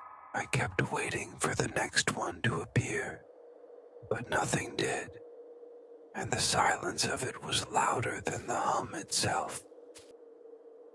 We pulled into a gas station around 2:30 just to breathe, and the place was nearly abandoned.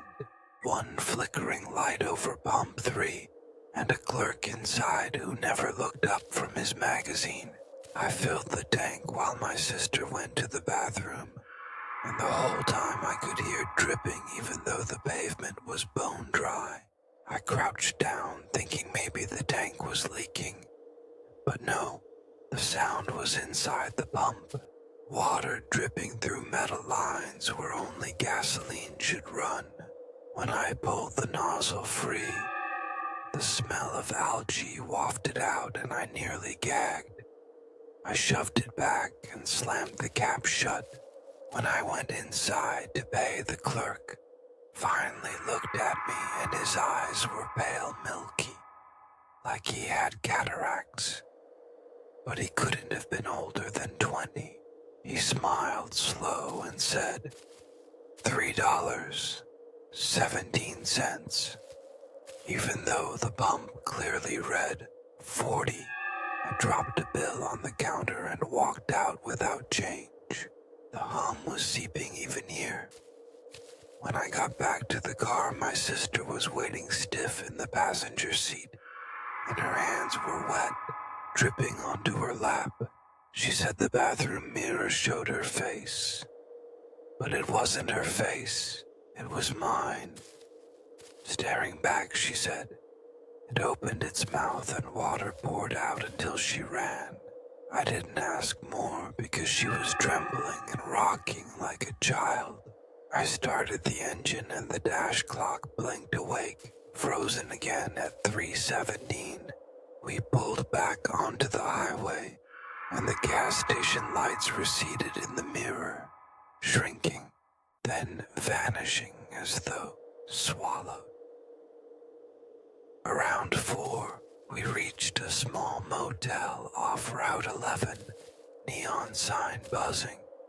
Only a few cars parked.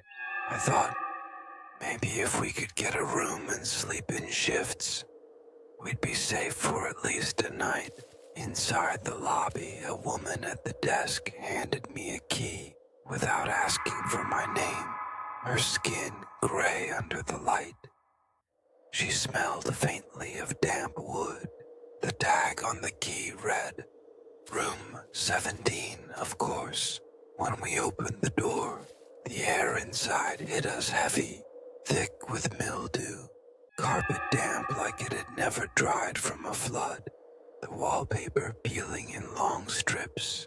I told my sister it was just age, just neglect, but deep down, I knew it wasn't.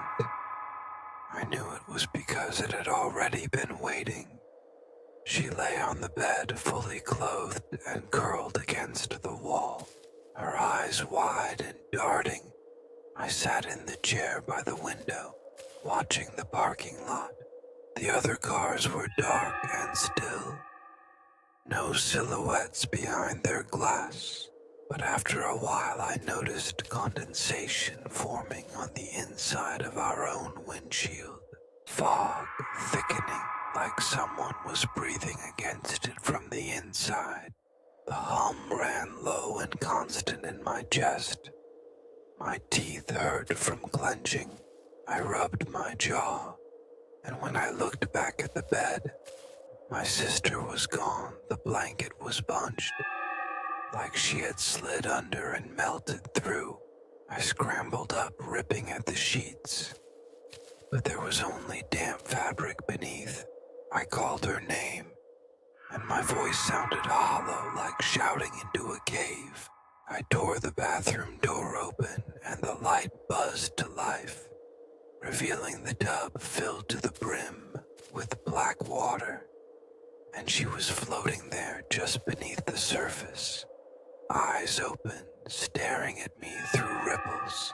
I lunged in, dragging her out, coughing and sputtering, but the water on the floor soaked straight into the carpet, leaving nothing behind.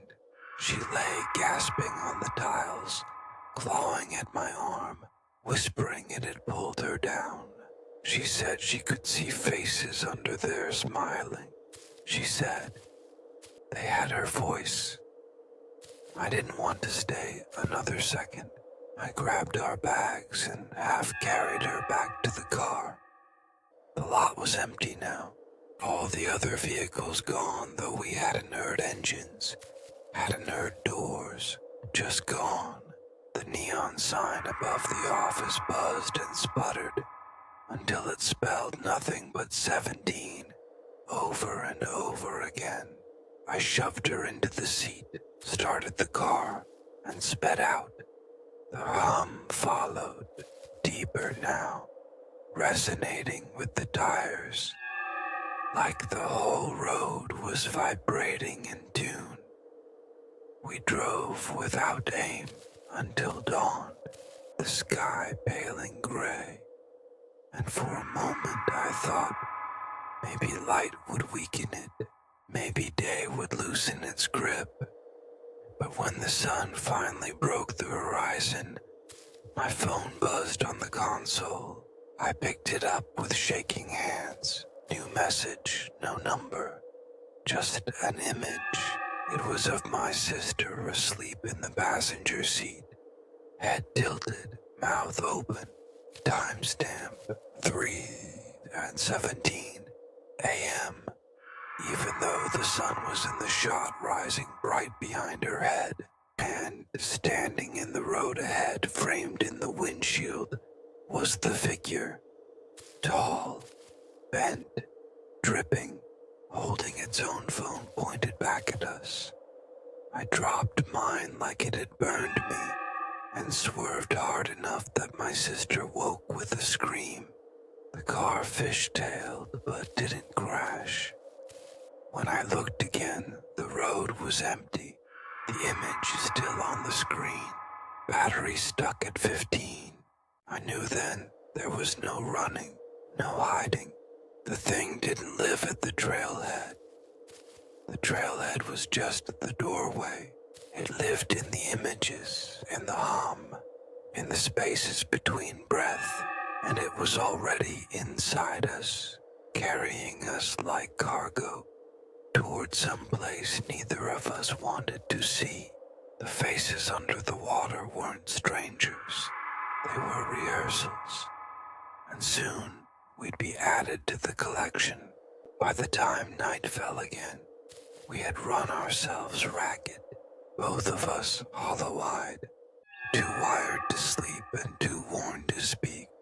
We ended up in the kind of roadside diner that feels like it hasn't changed in 50 years. Fluorescent lights humming above cracked vinyl booths, a jukebox in the corner that only played static, no matter which button you pressed. We ordered coffee just to have something to hold, something hot, but the mugs were chipped and the liquid inside smelled faintly of river mud. My sister stirred hers with a spoon, though she never drank it. The clink of metal against ceramic, the only rhythm louder than the hum that still throbbed under our skin. The waitress brought us a plate of pie without asking. 2 slices, crust soggy like it had been left in the rain. She smiled with lips too pale and asked if we were heading back soon. Back to where? I asked, and she just tilted her head like she didn't understand the question. When she left the table, she didn't walk toward the kitchen. She walked straight to the door and slipped outside into the night air. I stared after her until the neon open sign reflected across the window changed into the word breathe, flickering in and out, like it couldn't decide which message it wanted to send.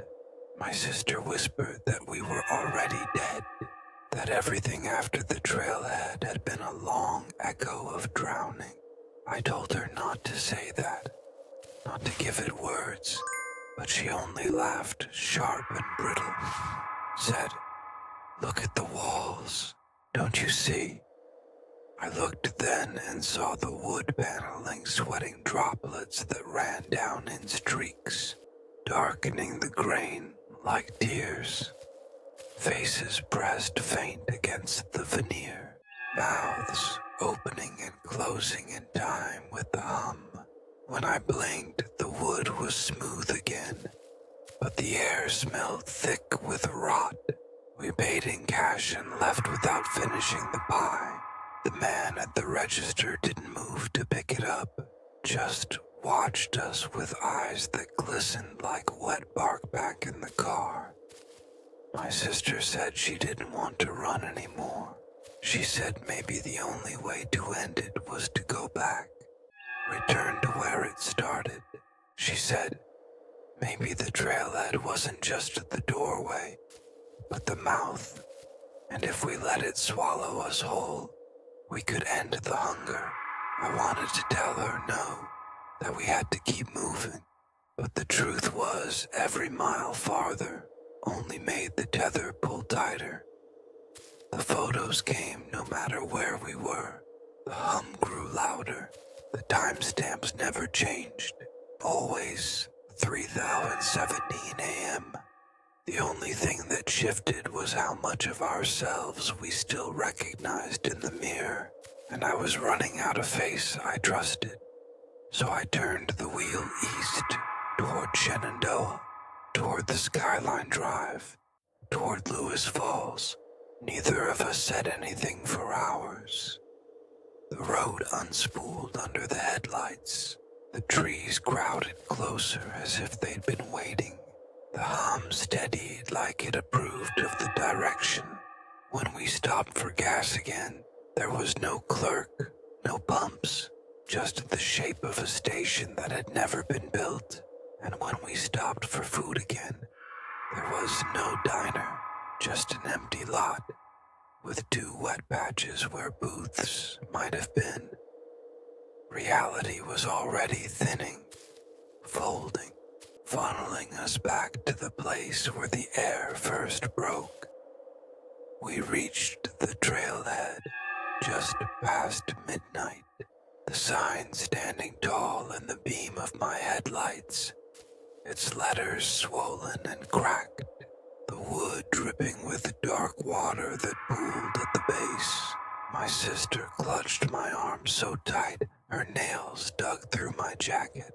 She whispered that it was waiting, that it had been waiting for us all along. The air was heavy with mist. Though no rain had fallen, the sound of rushing water carried on a wind that smelled of rot and stone.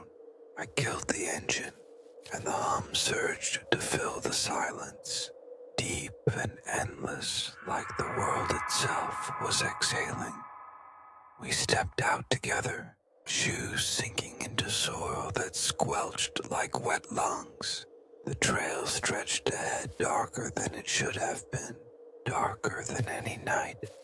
I could see faces in the tree bark, mouths stretched open, eyes blank. They shifted as I passed, like the forest was turning to follow.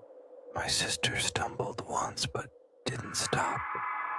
She was whispering to herself, not words but the rhythm of breathing. Broken inhale and cracked exhale. I tried to snap her out of it, but her eyes were wide and shining, like she was seeing something I couldn't, or maybe something I refused to. The farther we went, the wetter the ground became, each step sinking deeper until water lapped at our ankles, then our calves, though the falls were still a mile away. The trail sloped down, and the trees leaned in until the sky vanished. We were walking through a tunnel of wood and shadow, the hum reverberating so hard it rattled in my bones. My phone buzzed in my pocket, and I knew without looking what was on the screen. Still, I pulled it out. Another photo. This one of us walking the trail, heads bowed, eyes closed. Timestamp 3:17 a.m. The angle from behind, like something taller had been following. We reached the overlook where the falls should have been visible, but there was no rushing white water, only a black pool stretching wide, motionless, reflecting nothing. The sound of falling water came from nowhere, echoing around us without source. My sister stepped forward and the water rippled once, though she hadn't touched it yet. I grabbed her wrist and said we didn't have to do this, that maybe we could still leave, but she shook her head and smiled faint. Said, "Don't you hear it? It's already inside. We're already in." Her skin was cold and damp, her hair plastered to her cheeks. Though no rain had touched her, she pulled free and waded in, slow, the water rising quick around her waist, then her chest, then her chin. I shouted, but my voice was swallowed before it reached her. She turned back once, eyes glistening holes like bark split by water, her mouth opening in sync with the hum, and then she slipped under without a ripple. I lunged forward into the pool, the cold slamming my lungs shut, faces pressed close all around me in the dark water, my own face among them, eyes blank, mouth stretched open, the hum roaring inside my skull until thought dissolved, hands clutching at me not to drown, but to hold me still as if posing for a photograph. And in that moment, I realized I was no longer fighting to survive. I was fighting to stay myself, because the pool wasn't water. It was memory, and it was taking ours drop by drop. The moment my head went under the surface, I expected silence, the muffled weight of water, the way sound dulls when you dive. But instead the hum became sharper, cleaner, like a tuning fork pressed against the inside of my skull. It wasn't outside anymore. It wasn't under my feet or behind the walls. It was me, vibrating my teeth, rattling the cartilage of my nose, thudding in rhythm with my heart. I opened my mouth against the pressure, and instead of bubbles, words spilled out, not mine, but the same broken inhale and cracked exhale I'd heard in the trees. I tried to close my mouth again, but the rhythm didn't stop. My jaw moved on its own, like something was puppeteering the muscle. The pool wasn't dark anymore, not after my eyes adjusted. It was lit from below by a pale glow that came in pulses, as if the earth itself had a heartbeat. The faces drifted closer, floating without bodies, hair waving like weeds, their eyes blank. their mouths stretched wide to echo my rhythm. Some of them I recognized. My own reflection from photos, my sister's face twisted and waterlogged, even the pale clerk from the gas station, the waitress from the diner, all of them gathered in a circle around me, the water pressing in but not drowning, just holding, like a womb, like a throat. My sister reached out from the crowd, her fingers pale and soft and slick. She touched my arm and whispered through the water without moving her lips. She said, "See, it's easier if you don't fight. See, you can breathe here." And when I tried, I realized she was right. My lungs didn't burn. My chest didn't heave. The water slipped in and out like air, like I had been built for this all along. The hum flattened into something steady, no longer painful, no longer foreign.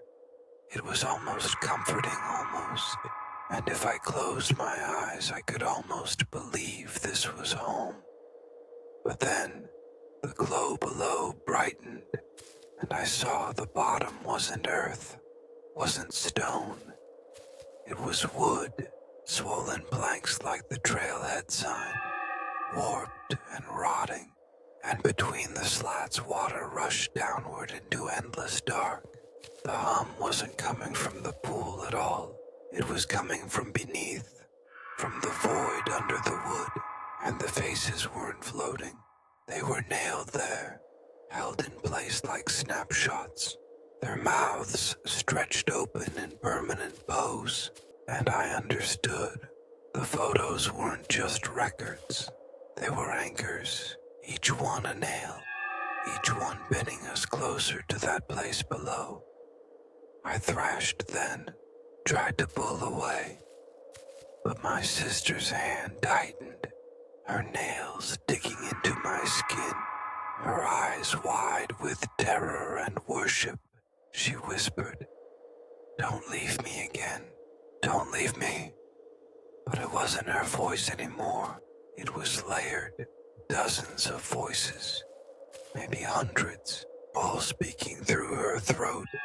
I shoved her back and kicked upward, the surface only a faint shimmer high above, the water thickening the harder I fought, arms clawing at me from all sides, each hand warm and pulsing like it had blood, though none of them had veins.